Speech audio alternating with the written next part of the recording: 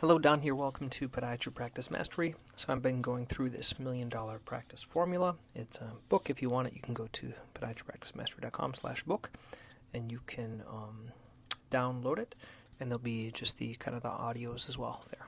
Okay, let's go to Chapter 10. This is going to be about orthotics. So the hidden $150,000 opportunity. Orthotics are one of the most valuable tools in podiatry. Helps us with patients with biomechanics, reduce stress, injured tissues, help prevent recurrence of many other conditions, and many of us dramatically underutilize them. Orthotics can create great lifetime value, especially because many times they come back once a year to see how they're doing. Why do they matter? Well, they help stabilize the foot, and the foot becomes more stable. Several other conditions improve. We use them traditionally, I think you would know, for plantar fasciitis, Achilles tendinitis, metatarsalgia, posterior tibial tendinitis, and really everything else. And in many cases, orthotics are essential for long-term recovery. So I'm going to give a couple examples of practices. So an average orthotic case, let's say, is between $400 and $600. We tend to do $600 in our office. So 2 orthotics per week is going to be about $50,000 more per year. And then 5 orthotics per week is going to be about $125,000 per year. And so these numbers add up quickly. So I made a few mistakes in the beginning that I want to help you with. So early in practice, I hesitated to recommend orthotics. And I think this is the same way that we hesitate to recommend shockwave, why we hesitate to recommend Swift, why we hesitate to recommend a lot of things. It's just because we're not familiar with it. And we don't know how to fix the problems if they don't work, and we're really not confident. And also, a lot of times we reflect our own thoughts of price on the patients.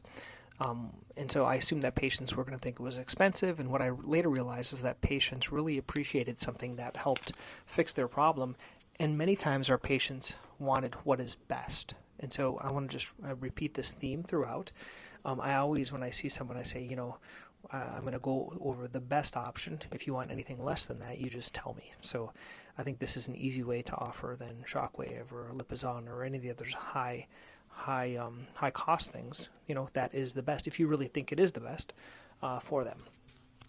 And the key is to know why orthotics matter. And I think it's not just about knowing why they matter. It's having what I call a dynamic demonstration. So if you go, I would encourage you to go to the Good Feet store and watch what they have as a dynamic demonstration. So they have people walk, they look at their shoes, they ask them a lot of questions, they have them do this little song and dance show.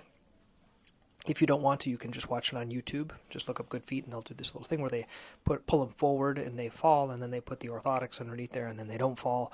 And they do all these things to have a kind of a dynamic demonstration. One of the best dynamic demonstrations I found is, for us, we watch them walk, and you can even take your cell phone and record their gait, show that there's more pronation on one side versus the other side, and then kind of explain to them about how orthotics work. Put your hand on the talus, and then kind of move their foot in and out and show them how it supinates and pronates, and then explain how that really affects the tissues. And then that's the first. And then the second thing is having an ultrasound so you can show the tissues as they've been injured in those areas, such as the plantar fascia or the posterior tibial, how they're thickened, how they've changed, and you can compare one side to the other, and then just kind of explain that by giving it proper contouring support in that area, it reduces the stress and strain over the tissues. I kind of equate that to, and I use some visual examples, like I'll talk about using 1 rubber band versus 3 rubber bands, and how having something contouring high to the arch can help that. So there's a number of different ways you can do this, but I think having a dynamic demonstration for patients and kind of listening how other doctors do it. And one of the keys, I think, and this is something that's taken me a long time to learn, is you have to have your own way of explaining it. And if you don't have a good way, copy someone else's until your way gets good. Because if you are not able to explain it in a persuasive way that patients want them and they're willing to do orthotics, then it's going to be a struggle. One of my favorites is there's a doctor in Washington. He has a great YouTube channel which talks about how he actually explains orthotics to the patients, because most of his patients with common foot conditions are getting orthotics. And so having these kind of explanations are really, really helpful, and listening to others and getting better at those is really going to help you to do more, because it's not just if they need them, it's if you can explain them properly. Now, I always say it's super easy. If insurance covers orthotics, then there should be no question, right? Everyone should get orthotics. The real problem is when they have to take money out of their pocket to do the orthotics. So there are a few, I think, questions, or we could say objections, that you have to have the answer to. How are they different than over-the-counter devices? I always say orthotic over-the-counter last about 6 months, and they're not made specifically for your foot. Custom devices, they last about 5 years, and they're made specifically for your foot, and they reduce the impact. Why are they not like the Good Feet devices, or why shouldn't I go to the Good Feet? I actually use Good Feet many times as what we call as a kind of an anchor, a price anchor. So when I talk about orthotics, many times I'll say, over the counter are like $60, customs around $600, but Good Feet are like maybe $1,500, and they're not even custom. So I say, just don't go there. So by anchoring it at $1,500, and then I come down to $600, they think it's a lot more reasonable. Okay.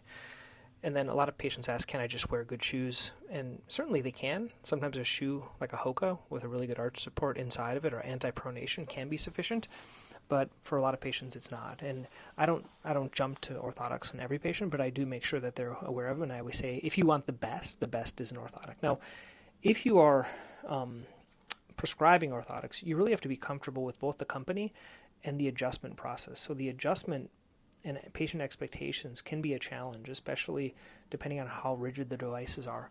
These expectations can make it challenging for patients, because if they're not getting good results, you have to modify them. The most common thing, you have to lower the arch. You have to try a different type. So I would really just be careful to find a specific type that you like. When I recommend orthotics, I always say these stabilize the foot while the tissue heals, and it prevents the condition from coming back. A big reason for me is using prevention. I don't think, for a lot of for example, plantar fasciitis, I actually think they're more painful when they're in the acute phase. So I use shockwave to calm it down, and then orthotics later on to help it not come back. Another thing that's really helped me is I have this little spiel that I say. I say that my patients ask me 3 questions about orthotics. How long do they last? How long do they take to make? And are they covered by insurance? So I say they usually last about 5 years. They take about 3 weeks to make, and they cost $600.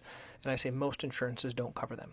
So this is good because it's explaining kind of to the patients this way. There are other ways of explaining it. There are many different ways. If you're interested, I actually did a poll, and I asked how different doctors explained orthotics to patients. If you want that, you can certainly shoot me an email and just ask about that down at podiatrypracticemastery.com, and I'll be happy to share that document with you. So orthotics and treatment plans, I think these go hand in hand, which we talked about before. Orthotics often work best when combined with other treatments. So for example, plantar fasciitis, usually I do it at shockwave visit 3. So then by shockwave visit 6, they're starting to get better, and then the orthotics can go in. So shockwave helps heal the tissue, and the orthotics reduce the abnormal stress going through the tissue. For calluses as well, I say, if you can, come back in every 3 months and you're comfortable, that's great. If they're still burning, then you can either do the Lipizana, which is like $1,500, or you can do an orthotic that's $600 for that. And many patients, they want to do the orthotics. And so these combinations help patients, okay? So I would say one of the keys is kind of as you're doing your treatment, like I use this treatment tracker, track how many you do a day. I try to do 2 a day, and then review whether they're being whether you're getting acceptance to your recommendations, and then improve the patient communication and your biomechanics explanation to see why they're kind of not accepting them. They're not just a product; they're an essential part of a treatment, a successful treatment plan. So next, we're going to go over DME and in-office dispensing, and ways to multiply your practice growth. So we're going to go directly into DME. So DME is durable medical equipment. There are small things that really create big results in your practice, and I want to be careful and just let you know. So DME, you have to have a DME license, okay? And every private practitioner should have this. And you have to, first of all, if you're going to offer DME, you have to have it in your office, right? You have to, don't overbuy. So sometimes I made some mistakes. For example, I was trying to do these ankle braces. So I had a regular ankle brace, which is easy to store, but then I did like this DonJoy Velocity, which is almost like a prefab AFO. and you have to buy them right and left and small, medium, and large. And I have all these supplies here, and it's just kind of glutting up all the room. Same thing with cam boots and things like that. So you have to have a good tracking system of like, okay, keeping, 3 or 4 on the shelf and know about how many you do a week. The one thing that I really get upset is if I want to dispense something to a patient and it's not here. So I always try to keep some and have a kind of a process of ordering them. There are a lot of different DME items. For the longest time, I overlooked something sitting right in front of me. It was that DME, so like night splints, braces, walking boots. They seem like small things or like accessories, but over time, they really serve 2 different purposes. They help with patient with outcomes, and they increase the effectiveness of my treatment plan and profitability. So the real role of DME, you have to think about it. Things like Achilles tendinitis do well with a night splint. Posterior tibial tendinitis, maybe a cam boot. Plantar fasciitis, a night splint. Post-ops, cam boots. Wounds, they're going to get probably like a collagen or something similar to that. And then fracture care, all the fracture care patients can either get a surgical shoe or a cam boot. Most of mine are getting cam boots versus a surgical shoe. So these conditions, they improve faster when they're supported. Night splints and cam boots can be used to provide the support. One thing I like to do is I provide clear recommendations. So for example, I use, when it's acutely inflamed, like with a gout attack, or people just have really, really bad pain for the Achilles or even the plantar fascia, I'll put them in a cam boot initially to calm it down. And then afterwards, I'll transition to a night splint or something else like that. I don't tend to put every single patient in a cam boot. I know there are some doctors that every single plantar fasciitis is going into a cam boot. I don't tend to do that. I tend to use it in conjunction with other treatments, and it tends to be at the first visit. So most of my patients that come in with, like I've mentioned before, plantar fasciitis or Achilles, they're getting a series of treatments. So they're getting like a morning stretch, they're getting a foam roller, and then they're getting a night splint. So that combination I find works well for my patients, and I can check how they've done it, and that usually reduces some of the morning pain. So having these systems of and having your staff know kind of what you do for patients when you put them in cam boots, when you do night splints, when you do ankle braces, and things like that. So early in my practice, I rarely recommended like braces and splints. I just assumed that patients wouldn't want them or wouldn't wear them. And another thing I assumed is they wouldn't want them bilaterally. And this is something that I had changed my mind a lot, is patients with bilateral equinus, they need bilateral night splints. So if they're doing it 3 hours, they can just do 3 hours both feet versus 3 hours in one and 3 hours in the other. And so as a result, many times they skip this. And once again began to explain the purpose clearly, patients really accepted this. Occasionally I get some patients that say, hey, I'd like to buy this on Amazon. It tends to be less expensive on Amazon. I try not to usually broach that conversation, but some patients, they either have one or they're just going to buy it online. When I recommend a night splint, I say something like this. So I recommend you do a morning stretch before you go to bed with a towel or a TheraBand, foam rolling for 3 minutes on the back of the calf, and then you wear your night splint or the stretching splint for 3 hours a day. Some patients wear it in bed, but many can't tolerate. So since you have it on both sides, we're going to get one for each leg. So kind of a simple explanation, clear purpose, patients understand. And usually the average DME reimbursement is between $100 and $300. The actual reimbursement. We might charge more, but the reimbursement is less, significantly less. So if your practice just dispenses, let's say, 3 things per week, that's going to be about $30,000. So the real benefit isn't the revenue, but they have better outcomes, and they don't have to go anywhere else. So I know some doctors around here that they always sent all their DME stuff just because they didn't want to be hassled by it to a local like a hanger. And you think about over the years how much revenue they lost just because they didn't offer the DME in the office. And I didn't even get into like diabetic shoes. I want to be clear, we do not do diabetic shoes, but some people do. I'll say my real reason, we just didn't think the juice was worth the squeeze for us, especially with all the returns and patients were unhappy and things like that. So I would say for patients, you should include this into the treatment plan. So with everything that you're treating, like ulcers, you're going to do a cam boot for the biomechanical issue of the ulcer, like the plantar flex metatarsal, the equinus. You can't really do it for the wound. It's going to be for the reason for it, and have this included in your treatment for like plantar fasciitis. So they're going to do shockwave, they're going to do orthotics, they're going to do a night splint, and then a stretching program. So everything is included. So I would say identify which conditions you would benefit from DME, train your staff, and then track how much DME you're doing. for this in-office dispensing. I put together this practice audit that in there it has like all the DME that I do, and so you can kind of put in like, okay, think about it, like what's your main DME that you're using, and do you have a process of when you recommend it, or do you do it haphazardly? Is it like certain patients with heel pain you offer it and others you don't? You have to have a process of like, okay, everyone with this condition is getting it. It just works a lot easier that way. I want to touch a little bit about now in-office dispensing. Okay, so in-office dispensing. So DME is usually covered by insurance. In-office dispensing are the things that you sell to patients in the office. And I want to give a big shout out to Bill McCann. Back in the day in the AAPPM meeting, that's where I initially learned about this. And we have a few really good products that we offer.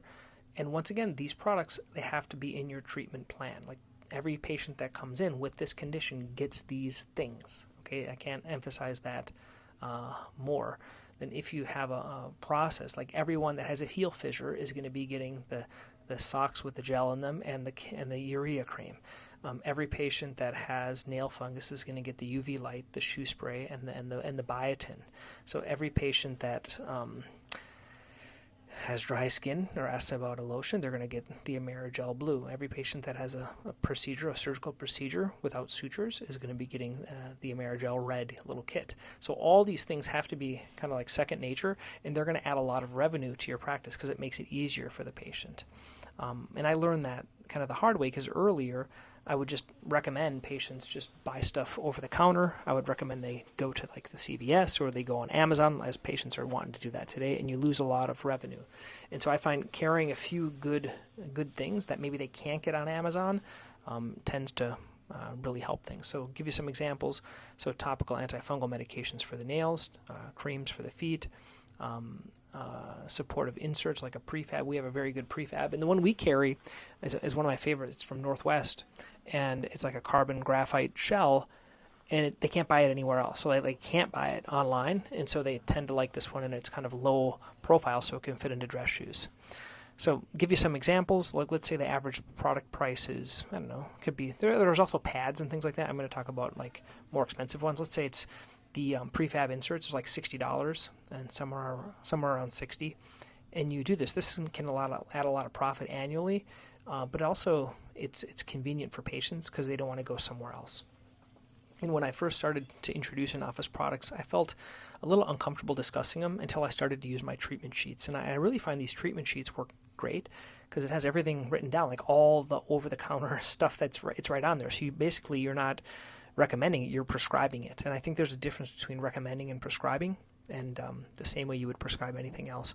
One neat thing is now there are some that you don't have to carry it in your office. So if you don't do a ton of it, you can just prescribe it through like EBM or one of these other companies, and you just like, okay, I don't carry this all the time, or I don't do this all the time, so I don't want to carry and glut my inventory of all these supplements because I don't know how much I don't know if they're going to get expired. So you can just do it through an outside vendor. That's another easier way to do that. Another way you can do it, which isn't as profitable, is you can use like an Amazon affiliate link, but they pay you really, really poorly. So that's actually better for like social media creators that are just sending people. Your actual patients, I think there's probably a better profit margin doing it somewhere else. Okay.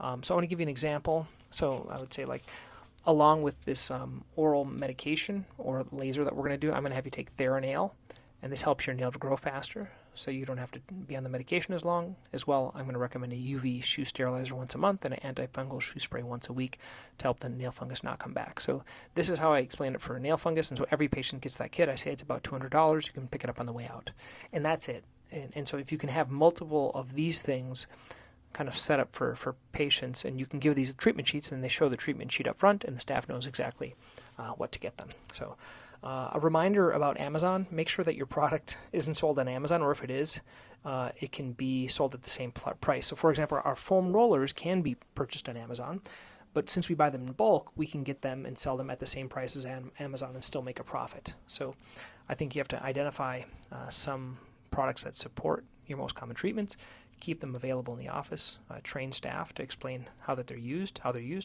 and then convenience improves compliance. So convenience and explaining exactly how to take them and when to take them is really key. The vagueness, patients don't like that. They like it to be very clear. Okay, so next we're going to talk about procedures, but this is getting a little bit long, so I'll be back and talk about procedures next time. Once again, if you want to read this in a book, you can go to podiatrypracticemastery.com/book, and you can read this and download this.